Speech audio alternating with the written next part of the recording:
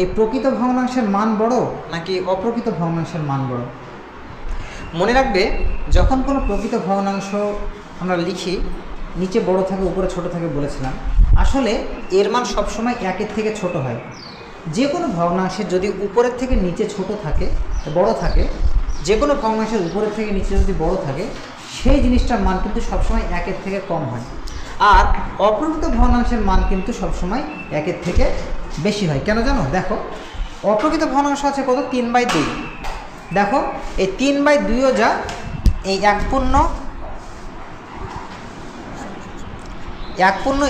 এটাও কিন্তু একই জিনিস। তার মানে কি 3/2ও যা 1/2ও কিন্তু তাই। তার মানে কি 3/2 মানে হচ্ছে একটা পূর্ণ সংখ্যা সঙ্গে 1/2। কথা বুঝতে পারলে? তার মানে কি এখানে আমি কি দেখতে পাচ্ছি যে অপ্রকৃত আর মিশ্র ভগ্নাংশ হচ্ছে এরা একে অপরে পরিপূরক বলতে পারো। মানে অপ্রকৃত থেকে মিশ্রতে নিয়ে যাওয়া সহজ, আর মিশ্র থেকে অপ্রকৃততে নিয়ে যাওয়া সহজ। আচ্ছা, তাহলে কি বুঝতে পারলাম যে প্রকৃত ভগ্নাংশের মান কি একের থেকে কম।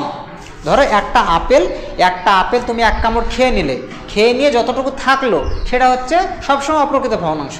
বা তুমি একটা আম একটা কামড় মেরে রেখে দেওয়ার পর যেটুকু পড়ে থাকলো সেটা হচ্ছে মানে একের থেকে কম, মানে কি একটা আপেলের থেকে কম আছে, সেটা হচ্ছে প্রকৃত ভগ্নাংশ। আর যদি তোমার একটা আম গোটা আছে, সঙ্গে তুমি আরেকটু আম নিয়ে আসলে বা আরেকটা আম নিয়ে আসলে, সেটা কি হয়ে যাবে? অপ্রকৃত ভগ্নাংশ। অর্থাৎ মনে রাখবা, প্রকৃত ভগ্নাংশ মানে কোনো একটা আমের অর্ধেক বা তারও কম বা তারও একটু বেশি, কিন্তু একটা আমের থেকে কম। কিন্তু অপ্রকৃত মানে কি একটা আমের চেয়েও বেশি, 2, 3, 4, 5, 4.5 খানা, 3.5 খানা, মানে 2.5 খানা, এইসব হতে পারে। তার মানে কি বুঝতে পারলাম? অপ্রকৃত ভগ্নাংশের মান সবসময় একের চেয়ে বড়, কিন্তু প্রকৃত ভগ্নাংশের মান সবচেয়ে একের থেকে ছোট।